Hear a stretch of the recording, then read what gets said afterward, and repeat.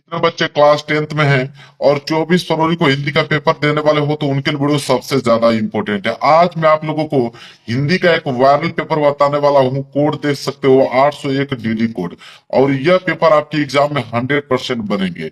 ठीक है, इस बात की गारंटी मैं लेता हूँ। कोड बस याद कीजिए आप। और देख पा रहे हो 2025 का वायरल पेपर है और पूर्णांक देखिए 70, और आज ही मैं 70 में बिल्कुल पक्का कराने वाला हूँ। इस पेपर को हल करने के लिए आपके पास समय जो है 3 घंटे 15 मिनट का समय दिया जाएगा। मेरे प्यार जो गारंटी लेता हूँ कि अगर इस पेपर को पूरा का पूरा आप अगर हल कर लेते हो मेरे प्यार जो, तो 2.5 घंटे के अंदर में पूरा का पूरा इस पेपर को सॉल्व करके घर चले आओगे। इस बात की गारंटी मेरा। पूरा सोल्यूशन बताया हूँ, एक भी प्रश्न छोड़ा नहीं। बहुत ध्यान से आप लोगों को इस वीडियो को देखना है, सारे प्रश्नों को तैयार करना है। निर्देश देखिए, निर्देश नीचे दिया गया निर्देश पढ़ना बहुत ही ज्यादा जरूरी है। निर्देश में बोला है पहला कि प्रारंभ के 15 मिनट परीक्षार्थियों को प्रश्न पत्र पढ़ने के लिए निर्धारित है। 15 मिनट में इस पेपर को आप पढ़ोगे मेरे प्यार बच्चों, और 3 घंटे में इस पेपर को आप सॉल्व करोगे। यह है पहला निर्देश। दूसरा निर्देश यह है कि प्रश्न पत्र 2 खंडों में विभाजित है। तो खंड अ तथा दूसरा खंड ब में विभाजित है। 2 खंडों में यह पेपर बना हुआ है, एक तो खंड अ में, दूसरा खंड ब में। तीसरा देखिए निर्देश यह बोला है कि प्रश्न पत्र के खंड अ में बहुविकल्पीय प्रश्न है जिसमें सही विकल्प का चयन करके OMR शीट पर नीले अथवा काले पॉइंट पेन से सही विकल्प वाले गोले को पूर्ण रूप से काला करे। कहने का मतलब है कि खंड में बहुविकल्पीय प्रश्न है। कितने बहुविकल्पीय प्रश्न रहेंगे मेरे प्यार बच्चों? 20 बहुविकल्पीय प्रश्न रहेंगे, और इनका उत्तर आपको कहाँ पे देना होगा? OMR शीट मिलेगी अलग से, वहां पे रखना होगा। किस पेन का यूज करेंगे आप? तो नीले पेन का यूज कर सकते हैं या काले पेन का यूज कर सकते हैं। पेन आपका बॉल पॉइंट पेन होना चाहिए। ये जो जेल वाली पेन होता है ये नहीं होना चाहिए। ठीक है, यहां तक कंफर्म हो। इसके बाद है आगे चौथा निर्देश क्या है कि खंड अ में बहुविकल्पीय प्रश्न है तो प्रत्येक प्रश्न के लिए 1 अंक निर्धारित है। खंड अ में जो बहुविकल्पीय प्रश्न पूछे जाएंगे तो एक बहुविकल्पीय प्रश्न 1 नंबर के लिए पूछा जाएगा। ओवरऑल अगर हम बात करें तो 20 बहुविकल्पीय प्रश्न 20 नंबर के लिए पूछा जाएगा। क्लियर है? आगे देखिए यहाँ पे क्या है, पांचवा पांचवा निर्देश क्या है कि प्रश्न पत्र के खंड अ के प्रश्न हेतु 1 घंटा तथा खंड ब के प्रश्नों को हल करने हेतु 2 घंटे का समय निर्धारित है। खंड अ के प्रश्नों को जो हल करोगे, जिसमें 20 बहुविकल्पीय प्रश्न है, 1 घंटे का समय दिया है। 5 मिनट के अंदर में सारे के सारे बहुविकल्पीय प्रश्न कर डालोगे, क्योंकि पूरा का पूरा आंसर बताने वाला हूँ। बाकी जितना समय बचेगा पूरा का पूरा खंड ब में लगा दीजिएगा हल करने के लिए। लास्ट निर्देश मेरे प्यारों जो क्या है कि प्रत्येक प्रश्न के सम्मुख उनके निर्धारित अंक दिए गए। मतलब हर एक प्रश्न के आगे आपको बताया गया कि प्रश्न 1 नंबर का है, कि 2 नंबर का है, कि 4 नंबर का है, कि 6 नंबर का है। जितना भी नंबर का है उसके सामने लिखा हुआ मिलेगा आपको मेरे प्यारे बच्चों। क्लियर है? चलिए, तो ये था निर्देश। निर्देश पढ़ के मैंने आपको बता दिया। अब मैं आपको पेपर दिखाता हूँ।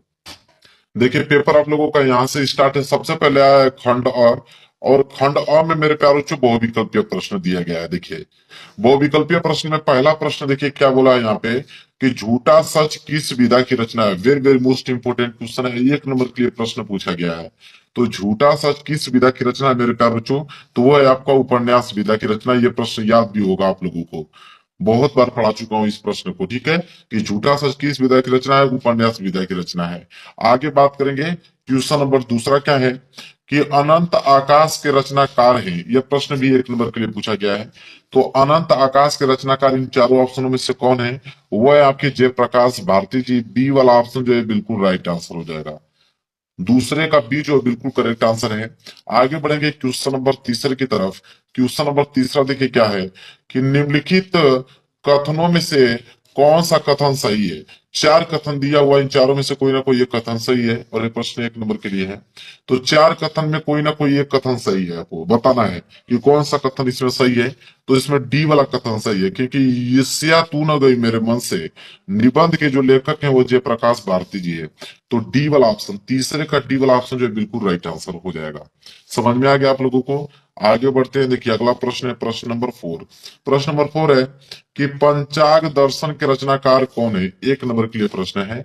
तो पंचाग दर्शन के रचनाकार इन चारों ऑप्शन में से कौन है मेरे प्यारों? जो ऑप्शन नंबर पहला है मथुरा नाथ शुक्ल जी। मथुरा नाथ शुक्ल जी हैं। ए वाला ऑप्शन जो है बिल्कुल राइट आंसर हो जाएगा। प्रश्न नंबर 5 देखिए क्या है कि सारंगधर रचनाकार है। 1 नंबर के लिए प्रश्न है। तो सारंगधर रचनाकार इन चारों ऑप्शनों में से कौन है मेरे प्यारे बच्चों? वो है ऑप्शन बी। कौन? हमीर रासो जी। कौन है? हमीर रासोजी। बी वाला ऑप्शन जो है बिल्कुल राइट आंसर हो जाएगा। तो क्वेश्चन नंबर 5 का बी जो है बिल्कुल करेक्ट आंसर है। आगे बढ़ेंगे, अगला प्रश्न देखेंगे, प्रश्न नंबर 6। देखिए प्रश्न नंबर 6 क्या है मेरे प्यारे बच्चों? प्रश्न नंबर 6 है कि छायावाद युग की प्रमुख प्रवृत्तियां कौन सी हैं? एक नंबर के लिए प्रश्न है। तो छायावाद युग की प्रमुख प्रवृत्तियां इन चारों ऑप्शन में से कौन है? तो वह है मेरे प्यारे बच्चों आपके ऑप्शन नंबर बी, श्रृंगार और प्रेम वेदना। ठीक है, श्रृंगार और प्रेम वेदना जो है छायावाद युग की प्रवृत्तियां। प्रवृत्तियां कही है, विशेषता कही है, दोनों चीज एक ही होता है। आगे बढ़ेंगे, प्रश्न नंबर 7वां देखिए क्या है। प्रश्न नंबर 7वां कि निम्नलिखित में से शुक्लोत्तर युग के लेखक कौन है? एक नंबर के लिए प्रश्न है। तो शुक्लोत्तर युग के लेखक किन चारों ऑप्शन में से कौन है मेरे प्यारे बच्चों? तो ऑप्शन नंबर पहला वासुदेव शरण अग्रवाल जी हैं। कौन है? वासुदेव शरण अग्रवाल जी। पहला वाला ऑप्शन जो है बिल्कुल राइट आंसर हो जाएगा। 8वां प्रश्न देखिए, साकेत किस युग की रचना है? एक नंबर के लिए प्रश्न है। तो साकेत किस युग की रचना है मेरे प्यारे बच्चों? वो है आपकी द्विवेदी युग। बी वाला ऑप्शन जो है बिल्कुल राइट आंसर हो जाएगा। कौन सा? द्विवेदी युग। आगे बढ़ेंगे, अगला प्रश्न देखेंगे, प्रश्न नंबर 9 क्या है। प्रश्न नंबर 9 मेरे प्यारे बच्चों ये है कि भारत दूरदशा किस विधा की रचना है? एक नंबर के लिए भी प्रश्न है। तो भारत दूरदशा किस विधा की रचना है? तो वह है आपके एकांकी विधा की। एकांकी मतलब डी वाला ऑप्शन जो है बिल्कुल राइट आंसर हो जाएगा। एकांकी विधा की रचना है। तो 9 का डी। आगे है प्रश्न नंबर 10वां देखिए क्या है कि बिहारी किस युग के कवि हैं? एक नंबर के लिए प्रश्न है मेरे प्यारे बच्चों। तो बिहारी किस युग के कवि हैं? तो रीतिकाल युग के कवि हैं, इसलिए बी वाला ऑप्शन जो है इसका राइट आंसर हो जाएगा। आगे बढ़ेंगे, प्रश्न नंबर 11वां देखिए क्या है। कह रहा है कि नाना वाहन नाना वेशा, बीएसए शिव समाज निज देखा, को मुखहीन विपुल मुख काहू, बिनु पद कर कोहू बहु बाहू। उपयुक्त पंक्ति में कौन सा रस है? मतलब इस पंक्ति में किस रस का प्रयोग किया गया है, यह प्रश्न है। और यह प्रश्न जो है एक नंबर के लिए पूछा गया है। तो इसमें अगर रस की अगर हम बात करें तो हास्य रस का प्रयोग किया गया मेरे प्यार। जो डी वाला ऑप्शन जो है बिल्कुल राइट आंसर हो जाएगा। हास्य रस का प्रयोग किया गया है। आगे बढ़ेंगे, अगला प्रश्न देखेंगे, प्रश्न नंबर 12। देखिए प्रश्न नंबर 12वां क्या है मेरे प्यारे बच्चों? प्रश्न नंबर 12 है कि यही कहीं पर बिखर गई वह भग्न विजय माला सी, उपयुक्त पंक्ति में कौन सा अलंकार है? एक नंबर के लिए प्रश्न है। तो यही कहीं बिखर गई वह भग्न विजय माला सी, इसमें अलंकार पूछा है, किस अलंकार का प्रयोग इसमें है? तो इसमें अलंकार जो है मेरे प्यारे बच्चों उत्प्रेक्षा अलंकार का प्रयोग किया गया है। बी वाला ऑप्शन जो है बिल्कुल राइट आंसर हो जाएगा। आगे बढ़ेंगे, प्रश्न नंबर 13वां देखिए, रोला किस प्रकार का छंद है? एक नंबर के लिए भी प्रश्न है। तो रोला किस प्रकार का छंद है मेरे प्यारे बच्चों? तो सममात्रिक छंद होता है ये। ठीक है, सममात्रिक छंद। सी वाला ऑप्शन जो है बिल्कुल राइट आंसर हो जाएगा। 13 का सी। आगे बढ़ेंगे क्वेश्चन नंबर 14 की तरफ। है कि निर्जन शब्द में किस उपसर्ग का प्रयोग किया गया है? एक नंबर के लिए प्रश्न है मेरे प्यारे बच्चों। ठीक है, निर्जन, इसको तोड़ूंगा तो निर्धर जनरल में तोड़ेगा, निधन रजन में तुड़ेगा। तो नी जो है आगे जुड़ता है मेरे प्यारे बच्चों, इसलिए उपसर्ग कहलाएगा। तो नी मतलब सी वाला ऑप्शन जो है बिल्कुल राइट आंसर हो जाएगा। आगे है प्रश्न नंबर 15वां, धनुष का परिवाची शब्द है। एक नंबर के लिए प्रश्न है मेरे प्यारे बच्चों। तो धनुष का परिवाची शब्द इन चारों ऑप्शन में से कौन है? तो वो है आपका कोदंड। धनुष का परिवाची शब्द क्या होता है? कोदंड ही होता है। सी वाला ऑप्शन जो है बिल्कुल राइट आंसर हो जाएगा। आगे देखेंगे प्रश्न नंबर 16। प्रश्न नंबर 16 है कि भलाई शब्द में कौन सा प्रत्यय है? एक नंबर के लिए प्रश्न है मेरे प्यारे बच्चों। तो भलाई जो लास्ट में जुड़ता है मेरे प्यारे बच्चों, लास्ट में क्या जुड़ा है? ई। तो ए वाला ऑप्शन जो है बिल्कुल राइट आंसर हो जाएगा। तो 16 का ए जो बिल्कुल करेक्ट आंसर है। आगे बढ़ेंगे प्रश्न नंबर 17 की तरफ। और प्रश्न नंबर 17वां है, कह रहा है कि यहाँ पे षड दर्शन में कौन सा समास है? एक नंबर के लिए प्रश्न है मेरे प्यारे बच्चों। तो षड दर्शन में कौन सा समास है? तो यहाँ पे तत्पुरुष समास है। कौन सा समास है? तत्पुरुष। पहला वाला ऑप्शन जो है बिल्कुल राइट आंसर हो जाएगा। ठीक है, आगे बढ़ेंगे मेरे प्यारे बच्चों प्रश्न नंबर 18 की तरफ। देखिए प्रश्न नंबर 18वां क्या है मेरे प्यारे बच्चों कि इस वाक्य का वाच्य लिखिए कि अशोक ने विश्व शांति का संदेश दिया। एक नंबर के लिए प्रश्न है। तो अशोक ने विश्व शांति का संदेश दिया और इस वाक्य का वाच्य लिखना है। ठीक है, कि किस प्रकार का वाच्य है? वह है कृतवाच्य। क्या है? कृतवाच्य है। सी वाला ऑप्शन जो है बिल्कुल राइट आंसर हो जाएगा। वही अगर हम आगे बढ़े प्रश्न नंबर 19 की तरफ।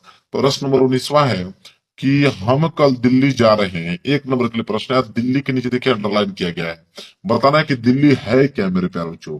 तो सबको मालूम है कि दिल्ली जो है, ठीक है, तो दिल्ली जो है वो आपका व्यक्तिवाचक संज्ञा है, एक वचन है, पुल्लिंग है और अधिकरण कारक है। इसलिए बी वाला ऑप्शन जो है बिल्कुल राइट आंसर हो जाएगा। आगे बढ़ेंगे और प्रश्न नंबर 20वें की तरफ। देखिए प्रश्न नंबर 20वां क्या है कि तस्मे शब्द में विभक्ति एक वचन है। तो मेरे प्यारे बच्चों, तस्मे शब्द में विभक्ति वचन कौन सा इसमें दिया गया है तस्मे में? तो तस्मे की अगर हम बात करें तो इसमें जो है मेरे प्यारे बच्चों चतुर्थी विभक्ति एक वचन है, ठीक है। तस्मे जो शब्द है वो चतुर्थी विभक्ति एक वचन का शब्द है। एक नंबर के लिए भी प्रश्न है। तो खंड अ तो समाप्त हो गया, यहां से स्टार्ट होगा आपका खंड ब, और खंड ब में वर्णनात्मक प्रश्न और 50 नंबर का ये होता है वर्णनात्मक प्रश्न। कितने नंबर का? 50 नंबर का। चलिए इसमें देखेंगे मेरे प्यारे बच्चों, तो यह दिया है यहाँ पे। तो प्रश्न 21वां यहां से स्टार्ट है, ठीक है। प्रश्न 21वां है कि निम्नलिखित गद्यांश पर आधारित 3 प्रश्नों के उत्तर दीजिए। प्रश्न 21वां गद्यांश आ गया, और गद्यांश 6 नंबर के लिए आपके एग्जाम में पूछा जाता है। क्योंकि 6 नंबर इसलिए क्योंकि इस गद्यांश के नीचे 3 प्रश्न होता है, और 2-2 नंबर के हिसाब से 6 नंबर आपको मिलेगा। और इसमें ऑप्शन 2 होता है, एक क है, क वाला नहीं आता है तो अथवा करके ख वाला दिया है। तो पहले क वाला देखिए क्या है। क वाला है कि काशी के उत्तर में धर्मचक्र विहार मौर्य और गुप्त सम्राटों की कीर्ति का खंडहर था। भग्न चूड़ा तृण गुल्मों से ढके हुए प्राचीर ईंटों के ढेर में बिखरी हुई भारतीय शिल्प की विभूति ग्रीष्म की चंद्रिका में अपने को शीतल कर रही थी। जहां पंचवर्षीय भिक्षु गौतम का उपदेश ग्रहण करने के लिए पहले मिले थे, उसी स्तूप के भग्नावशेष की मलिन छाया में एक झोपड़ी के दीपा लोक में एक स्त्री पाठ कर रही थी कि अन्योन्यंत्रों मां यह जना पुरिय पास्ते, ठीक है। यह है, तो यहां तक दिया गया। यह मेरे प्यारों जो आपका गद्यांश, ठीक है। इस गद्यांश के नीचे 3 प्रश्न दिए गए, मैं दिखाता हूं आपको। देखिए इस गद्यांश के नीचे 3 प्रश्न है। पहला, उपयुक्त गद्यांश का संदर्भ लिखिए 2 नंबर के लिए। रेखांकित अंश की व्याख्या कीजिए 2 नंबर के लिए। तीसरा है कि धर्मचक्र कहाँ स्थित था 2 नंबर। तो 2-2 नंबर के हिसाब से 6 नंबर आपको मिल जाएगा। अगर एक प्रश्न नहीं करना चाहते, आपको भारी लग रहा है याद करने में, तो अथवा करके एक प्रश्न और दिया है खवला, इसको याद करके जाइए, इसको करके आइएगा एग्जाम में। कि यह हाथ में कमल लिए बुद्ध खड़े हैं, जैसे छवि छलकी पड़ती है, उभरे नयनों की ज्योत पसरती जा रही है।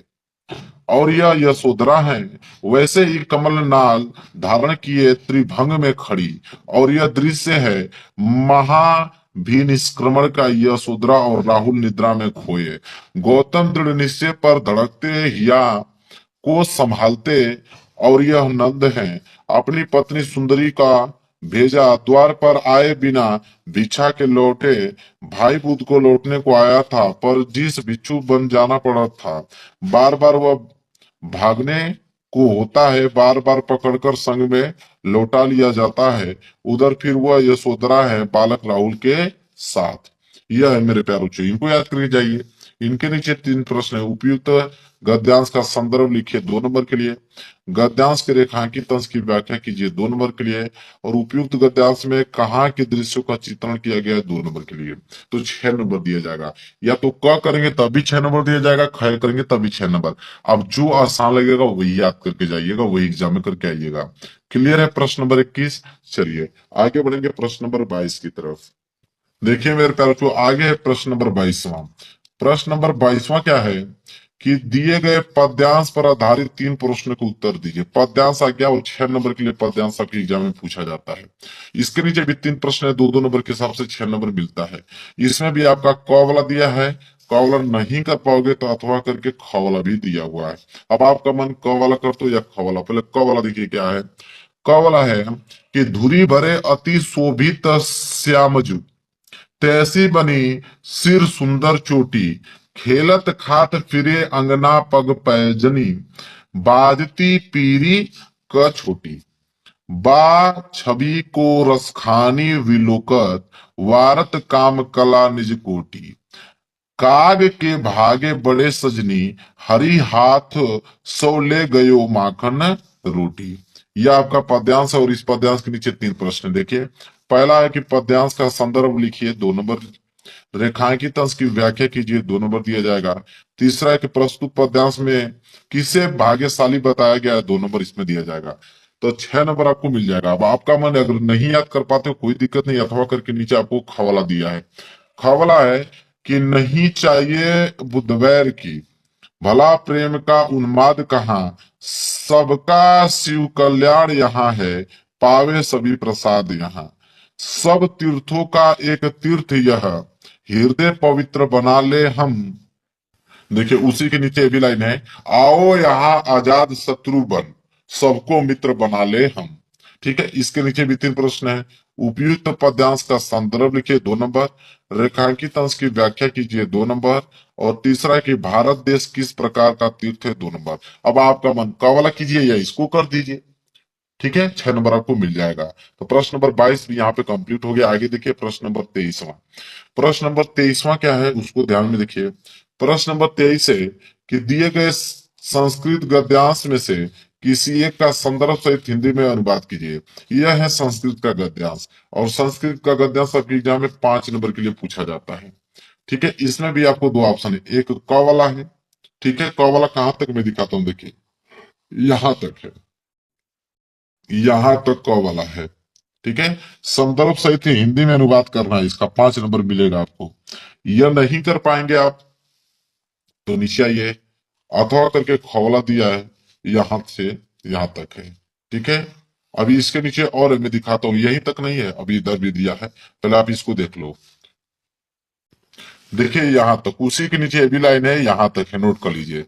ठीक है, तो उसका कर सकते हैं, तो दोनों में से कोई भी एक कीजिए। ठीक है, संदर्भ से हिंदी में अनुवाद 5 नंबर आपको मिल जाएगा। आगे देखिए प्रश्न नंबर 24वां क्या है। प्रश्न नंबर 24वां है, दिए गए संस्कृत पद्यांश में से किसी एक का संदर्भ सहित हिंदी में अनुवाद कीजिए।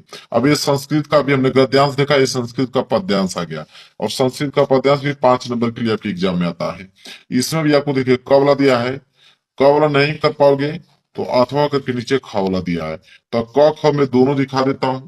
अब आपका मन दोनों में से किसी का भी याद करके जाइए और संदर्भ से हिंदी में अनुवाद करके आइए, 5 नंबर आपको मिल जाएगा मेरे प्यारे बच्चों।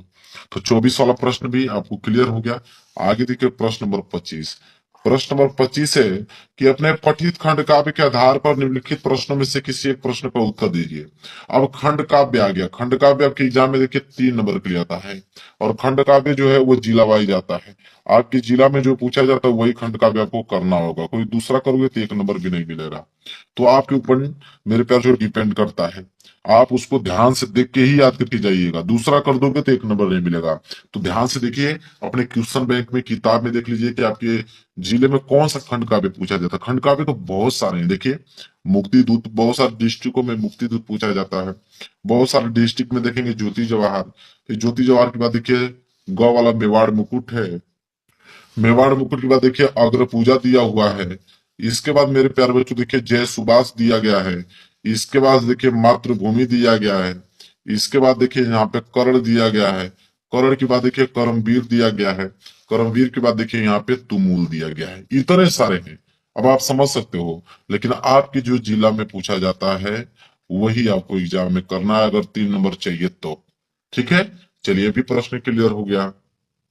चलिए आगे देखिए प्रश्न नंबर 26 का क। 26 का क है कि दिए गए लेखकों में से किसी एक का जीवन परिचय देते हुए उनके प्रमुख रचना का उल्लेख कीजिए। 5 नंबर के लिए जीवन परिचय आ गया। ठीक है, लेखक का जीवन परिचय। 3 नंबर तो जीवन परिचय पे और 2 नंबर जो है रचना पे मिलता है। तो रचना लिखना बहुत ही ज्यादा आवश्यक है आप लोगों को। और यहाँ पे आपके पास ऑप्शन जो है वो 3 ऑप्शन दिए गए हैं। पहला आचार्य रामचंद्र शुक्ल जी, दूसरा भगवत शरण उपाध्याय जी, तीसरा डॉक्टर राजेंद्र प्रसाद। अब 3 लोगों में से किसी एक लोगों का ही जीवन परिचय लिखना है, रचना सहित 5 नंबर आपको दिया जाएगा। अभी तक ऐसा कोई विद्यार्थी नहीं होगा जिनको अब तक जीवन परिचय न याद हो। सारे विद्यार्थियों को जीवन परिचय याद है, आराम से लिख के आइए। 5 नंबर यहां से ले जाइए लेखक का। लेखक का हो गया तो नीचे कवि का भी दिया, देखिए 26 का ख कि दिए गए कवियों में से किसी एक कवि का जीवन परिचय देते हुए उनके एक प्रमुख रचना का उल्लेख कीजिए, और 5 नंबर दिया जाएगा मेरे प्यारे बच्चों। यह है कवि का जीवन परिचय, और कवि का जीवन परिचय में 3 ऑप्शन आपके पास है। महाकवि सूरदास, महादेवी वर्मा, सुमित्रानंद पंत। अब इन तीनों लोगों में से किसी एक लोगों का ही जीवन परिचय आपको लिखना है। 3 नंबर जीवन परिचय पे, 2 नंबर रचना पे। अब आप पे डिपेंड करता है मेरे प्यार बच्चों कि आप इनमें से किनका लिखते हैं। ठीक है, तो 3 दिया है, तीनों में से कोई ना कोई एक लिख दीजिएगा, लेकिन रचना जरूर लिखिएगा अगर 2 नंबर आपको चाहिए तो क्लियर हो गया प्रश्न नंबर 26 भी। आगे बढ़ेंगे। अगला प्रश्न देखिए, प्रश्न नंबर क्या है, 27। प्रश्न नंबर 27 है कि अपने पाठ्य पुस्तक में से कंठस्थ कोई एक श्लोक लिखिए जो इस प्रश्न पत्र में न आया हो। मेरे प्यारे बच्चों, श्लोक लिखना है। अभी हमने आपको पीछे जो है संस्कृत का पद्यांश दिखाया, तो संस्कृत के पद्यांश को ही हम लोग श्लोक बोलते हैं। यह नहीं कि वही उठाकर यहाँ पे लिख दें, उनको उठा के लिख दोगे तो 1 नंबर भी नहीं मिलेगा, क्योंकि इसमें बोल रखा है कि जो इस प्रश्न पत्र में न आया हो। आपको कोई दूसरा याद करना पड़ेगा, वही लिखना पड़ेगा, तब जाके आपको मेरे प्यारे बच्चों 2 नंबर यहाँ पे मिलेगा, अन्यथा 1 नंबर भी आपको मिलने वाला नहीं है। इस बात को याद रखिएगा, बहुत ही इंपॉर्टेंट है। बहुत सारे बच्चे गलती क्या करते हैं, वही उठा के लिख देते हैं, तो भाई नंबर आपको नहीं दिया जाएगा। इसके बाद देखिए अगला प्रश्न है, प्रश्न नंबर 28वां। प्रश्न नंबर 28वां मेरे प्यारे जो है कि निम्नलिखित में से किन्हीं 2 प्रश्नों को उत्तर संस्कृत में दीजिए। 2 नंबर आपको दिला जाएगा। अब संस्कृत में उत्तर देना है। यहाँ पे आपके पास 4 प्रश्न है। यह पहला प्रश्न, यह है दूसरा प्रश्न, यह है तीसरा, यह है चौथा। तो 4 प्रश्न दिए गए हैं, चारों में से किसी 2 ही प्रश्नों का उत्तर संस्कृत में देना है। आप देख लीजिएगा इसका हल, और जो आसान लगेगा ना उसको याद करके जाइएगा, वही एग्जाम में लेके आइएगा, और 2 नंबर आपको मिल जाएगा। प्रश्न नंबर 28 भी यहाँ पे कंप्लीट हो गया। चलिए आगे बढ़ते हैं प्रश्न नंबर 29 की तरफ। देखिए मेरे प्यारे बच्चों, प्रश्न नंबर 29 क्या है कि निम्नलिखित में से किसी एक विषय पर निबंध लिखिए। अब निबंध लिखने के लिए आ गया, और निबंध आपके एग्जाम में 7 नंबर के लिए आता है। और निबंध की रहेगी बात यहाँ पे, तो 4 ऑप्शन आपको दिया गया है। पहला, आतंकवाद की समस्या एवं समाधान। दूसरा, बेरोजगारी की समस्या एवं समाधान। तीसरा है छात्रों और अनुशासन। और चौथा है प्रदूषण की समस्या एवं समाधान। तो 4 यहाँ पे निबंध दिए गए हैं मेरे प्यारे बच्चों। चारों में से देखिए 30वां प्रश्न क्या है, लास्ट प्रश्न है कि शुक्ल मुक्ति हेतु अपने विद्यालय के प्रधानाचार्य को एक आवेदन पत्र लिखे। जो फीस होता है, तो फीस की माफी के लिए, कि पूरी फीस माफ करवाना चाहते हैं, ठीक है, तो अपने विद्यालय के जो प्रधानाचार्य हैं उनको एक आवेदन पत्र कैसे आप लिखोगे। 4 नंबर आपको मिलेगा। अगर ये नहीं लिखना चाहते हैं तो अथवा करके दिया है कि छात्रवृत्ति प्राप्त करने हेतु अपने विद्यालय के प्रधानाचार्य को एक प्रार्थना पत्र लिखे। कि अगर छात्रवृत्ति आपको नहीं मिली है तो छात्रवृत्ति प्राप्त करने के लिए अपने विद्यालय के जो प्रधानाचार्य हैं उनको एक कैसे प्रार्थना पत्र लिखेंगे। तो दोनों बता दिए, दोनों में से जो भी करोगे 4 नंबर आपको दे दिया जाएगा। वीडियो को लाइक कर देना, चैनल पर नए हो तो चैनल को जरूर सब्सक्राइब कर लेना।